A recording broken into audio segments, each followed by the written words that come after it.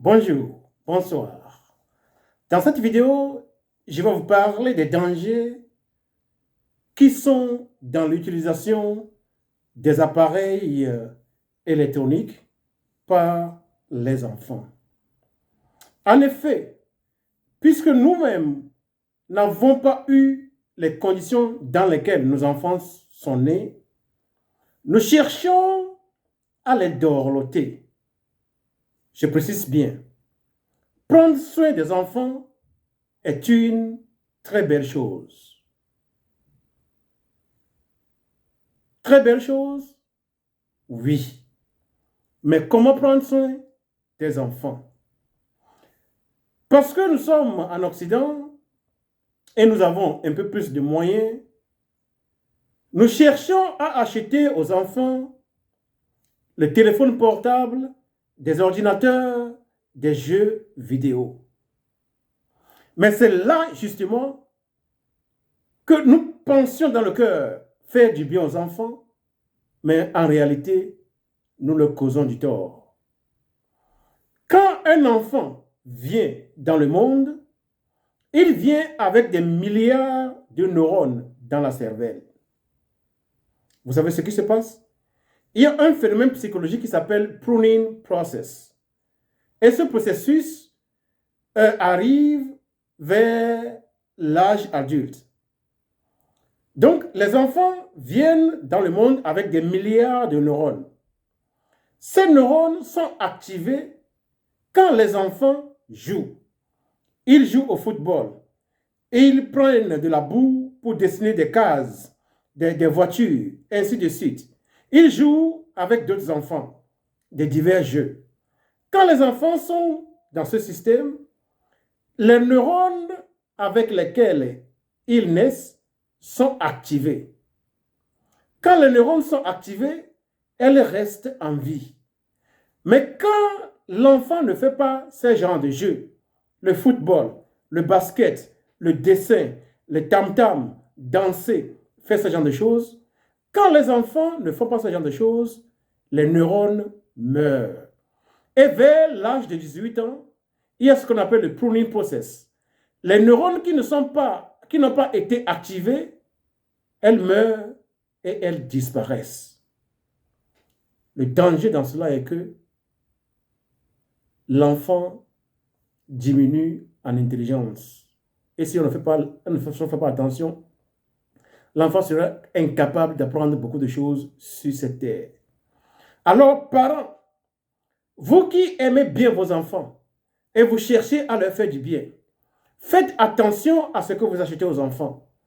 Un enfant, il doit jouer avec son frère, avec sa sœur. Il doit jouer avec ses amis. Il doit aller à l'école. Il doit apprendre. Il doit jouer au football, au basketball. Il doit dessiner. Il doit danser. Il doit faire ce genre de choses.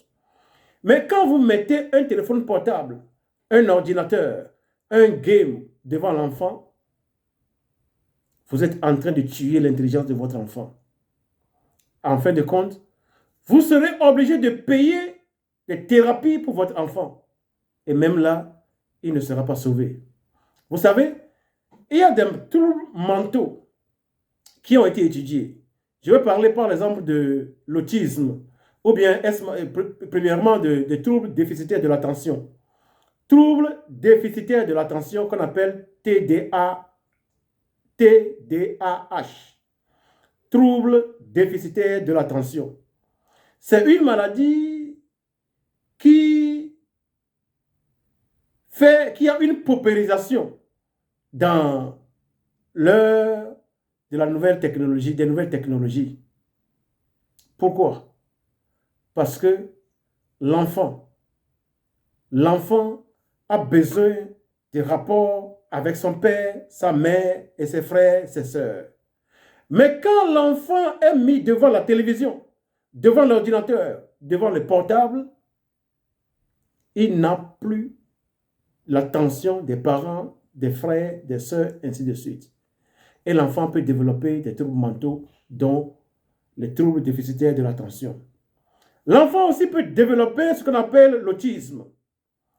Je ne dis pas que mettre l'enfant devant la télévision devant le téléphone portable, devant le game, cause l'autisme. L'autisme a des causes biologiques. Maintenant, ces causes peuvent exister sans que l'enfant ne développe la maladie. Mais quand l'enfant ne reçoit pas l'attention, surtout de la maman, quand l'enfant ne reçoit pas l'attention nécessaire de sa maman, il risque de développer le trouble mental qu'on appelle autisme. Quand les conditions biologiques sont déjà réunies. Quand les conditions biologiques sont déjà réunies dans l'enfant, et qu'en plus de cela, il ne bénéficie pas de l'attention de ses parents, surtout de la maman, il peut développer l'autisme. L'enfant auquel on n'accorde pas l'attention parentale peut aussi développer les troubles déficitaires de l'attention. Parents, si vous aimez vraiment vos enfants, cherchez-les des occupations en dehors du téléphone portable, en dehors de la télévision, en dehors des jeux vidéo. Quand on vient au niveau des jeux vidéo, vous savez, chaque être humain a en lui quelque chose qui lui dit que tu ne dois pas tuer. Que la personne connaisse Dieu ou pas, chaque individu qui vient sur la terre sait que tuer un être humain n'est pas une bonne chose. Mais quand les enfants jouent au game et ils font la guerre, ils tirent sur les gens, ils tuent les gens dans la télévision, la barrière dans l'enfant, qui dit qu'on ne tue pas l'enfant, cette barrière diminue. Donc, du jeu game, du jeu vidéo à la réalité, la différence, ou bien la barrière, elle diminue, elle diminue, elle diminue. Donc, les études psychologiques ont démontré que les enfants qui font ce genre de jeux vidéo ont tendance à commettre des crimes dans la société. Faisons attention à ce que nous donnons à nos enfants. Les enfants ont besoin d'autres enfants du quartier pour jouer du football, le basketball, pour dessiner, pour sauter, pour faire des jeux. Ils ont besoin de leurs amis pour apprendre, pour faire beaucoup de choses ensemble. Les enfants ont besoin de l'attention des parents, du papa et de la maman, l'attention du frère et de la sœur. Mais quand vous ne donnez pas aux enfants cette atmosphère, mais vous remplacez cette atmosphère par la télévision, le téléphone portable et les jeux game, vous êtes en train de détruire votre enfant. Vous savez, un être humain vient sur la Terre avec 50% de son intelligence. Les autres 50% sont acquis sur la Terre quand l'enfant joue, l'enfant dessine, l'enfant danse, l'enfant joue au football, au basket, ainsi de suite. Donc, c'est dans les rapports sociaux qu'un être humain acquiert les 50% de l'intelligence qui reste. Un être humain vient sur la Terre avec 50% de son intelligence.